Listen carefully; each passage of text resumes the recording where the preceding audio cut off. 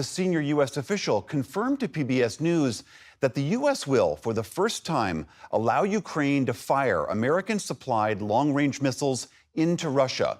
Ukraine has for months asked the Biden administration for this permission, arguing it could help them degrade Russia's military. But until now, those ATACMS missiles were restricted for use only inside Ukraine's borders. It is amazing to me that given the overwhelming vote of the American people for peace, which I think was the overriding issue in the most recent presidential election, that the Biden administration has done two things. Just 2 days after the election, Secretary of State Antony Blinken announced that they're going to get, I'll use his words, every single dollar out the door we can to Ukraine.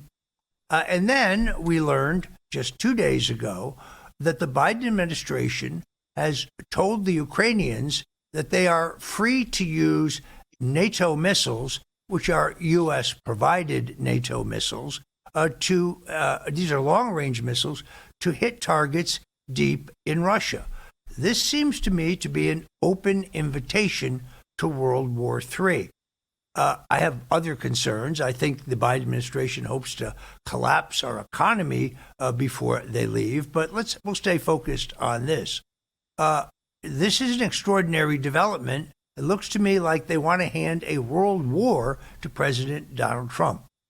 Give me your analysis. Well, thank you, Roger. I think it was Tony Blinken who said the adults are back, or the adults in the room. I have yet to see any adults.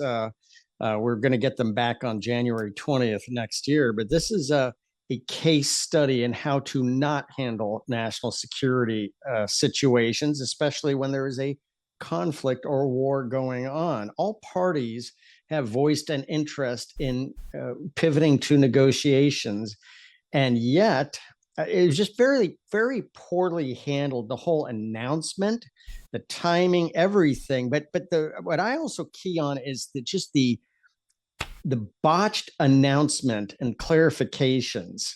Essentially, they said, they're now cleared to use missiles. The Ukrainians are allowed to use long-range missiles. Well, in the Russian minds, they're going, oh really? What missiles? And exactly what targets? So it's the two missiles in question. Everybody's talking about the ATACMS. That's a ground-launched missile. It's unclear the exact range because the Ukrainians have tricked out much of what we've given them. So we don't even know. They could have modified the warhead, put a smaller warhead in it, given it a longer range. But the ATACMS missile is a long-range missile, maybe 200, 300, 400 miles, something like that. But what's also unclear, what about the JASSM missile? That's an air-dropped, air-launched missile that the Dutch gave 24 very old F-16s, and the F-16 could carry 2 or 4 of the JASSMs. These are much longer-range missile. These could strike Moscow. They're high-tech stealth missiles. So this is a unnecessary provocation. Now, if this was only intended to allow the Ukrainians to provide covering fire for their advances and holding terrain inside of Russia in the Kursk Oblast, well, they should have been clear on that. And they should have just said that up front. It's still provocative, but I think the Russians would have understood a lot better. When they just give this ambiguous, the Ukrainians are allowed to use their long-range American missiles and fire into Russia, that is extremely ignorant. But it comes. I don't think Biden had anything to do with this. We haven't had a president since January 21.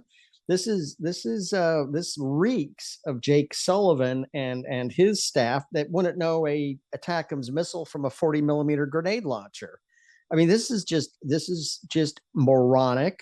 This is amateurish, and this is why we need to get them out as fast as possible. And why, by the way, Blinken should be one of the 51 intel officers indicted on day one. I put him, Clapper, and Brennan as the highest priority to be charged for their malfeasance. But yeah, this was a horrible rollout, poor timing, poor wording. Everything was bad about this. And it's like, there's no historical precedent. When has one administration decided to throw gas on the fire right before transition of administrations. I mean, this just shows what we're dealing with: bought off, corrupt, incompetent personalities that are running around the White House. Now, our mutual friend, General Michael Flynn, he was on my show 2 days ago. He made the point that there was at least some reasonable hope that both the Ukrainians and the Russians would exercise restraint, realizing that there was a new American government coming, and that Donald Trump, who's now, as I understand it, invited President Zelensky and Vladimir Putin to sit down and meet with him as soon as possible to see if calamity could be avoided here. Do you think that the Ukrainians have the fortitude to exercise such restraint? I hope so. I mean, I don't remember Zelensky clamoring for use of these publicly. He was pivoting. He understood what was happening. He was interested in conducting negotiations. So this just out of left field announcement by somebody, by whoever's running the government right now, it was just. I think it took everybody off balance, including the Ukrainians. Again, I don't mean to get too tactical or operational. If this is just to provide covering fire for the advances the Ukrainians have made, okay, I kind of understand that. I think the Russians would have understood that. This is like what went on in Korea before Eisenhower came into office. There was some last minute tussling on the front lines to kind of reposture the line of troops. But guess what? Eisenhower came into office and things wrapped up pretty quick. And everybody knows the same thing here. That's what's going to happen. All the parties. So this just shows the gross incompetence of whoever's running things inside the White House. I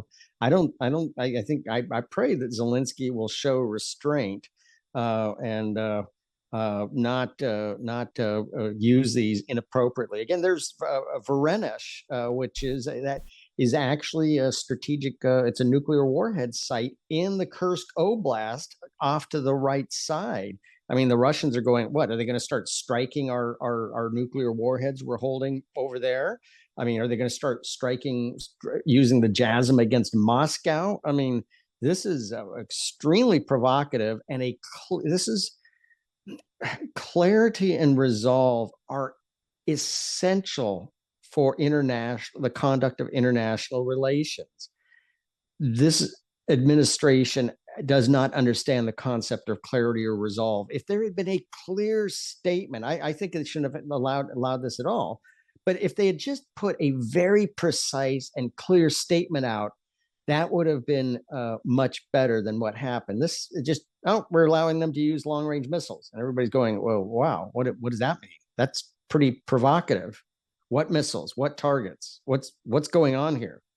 So horrible. This is a case study in incompetence, and I hope they teach this at Yale and Belfer, where Jake Sullivan is going back to.